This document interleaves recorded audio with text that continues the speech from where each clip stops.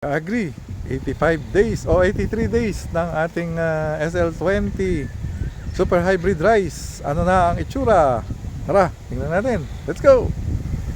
Ka-agree, ito na, 83 days after transplant. Ito na ang ating SL20 Super Hybrid Rice. Ito na ang kanyang crop standing. Ganito na ang itsura niya. Nasa ripening phase na tayo. Ka-agree. At ito ang kinalabasan ng ating tanim. Ayan, ganyan ang itsura niya. So, tingnan natin ka-agree. Wala namang mga damo.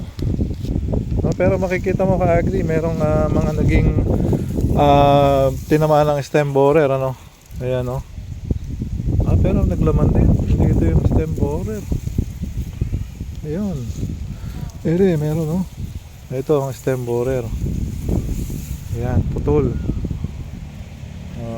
Ito, putol ang stem. So yun, meron ding mga tama, ka-agree. Yung 75 days natin spraying ng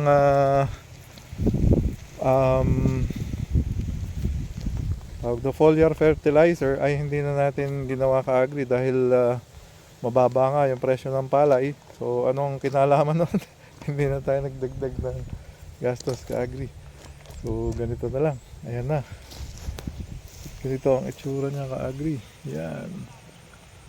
83 days after transplant. Ito yung crop standing.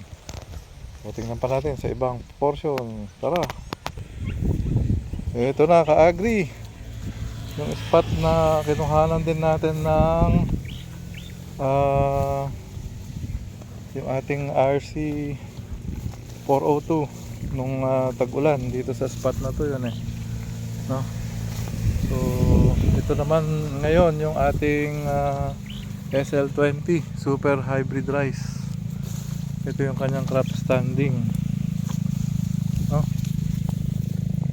Tuyong-tuyo na, ka-agree, yung puno niya. Ayan mo, bitak-bitak na. Ayan na, so ibig sabihin mga 1 week na lang ay kailangan ng anihin ito. Maximum 1 week. Pero verde pa, ka-agree,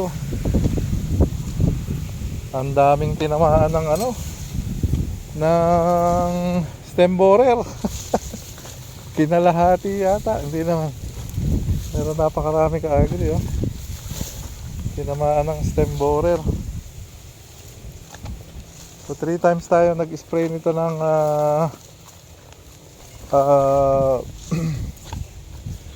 ng ating mga insecticide. Nagsimula tayo ng 45 days, tapos nag 7 days tayo after.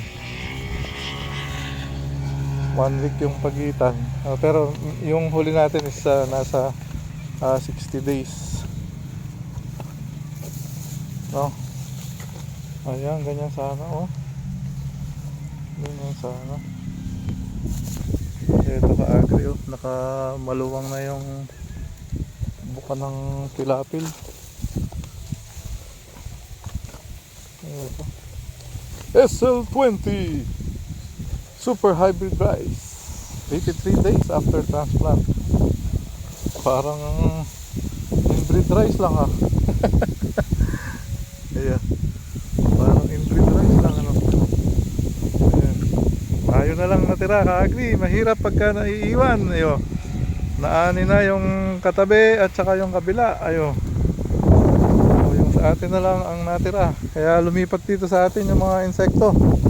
Dapat pala systemic yung nilagay natin na doon sa 3 spray natin, Ayan na, ka-agree. SL20 Super Hybrid Rice. Fearless forecast. Siguro naman mas mataas itong aanihin natin kaysa nung tag-ulan na 263 sa 2.5 hectares. Ayan. Pero 414 tayo last summer. So sa US 88 binaba na natin, ka-agree. Hindi na natin ma-achieve yun.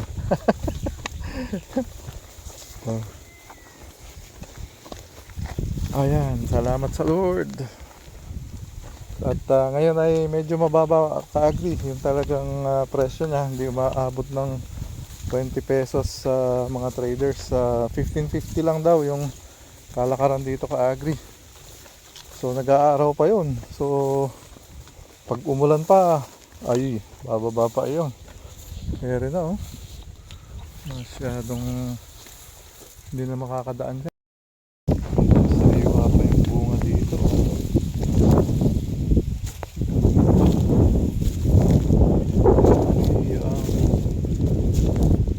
SL20 Super Hybrid Rice, 83 days after transplant.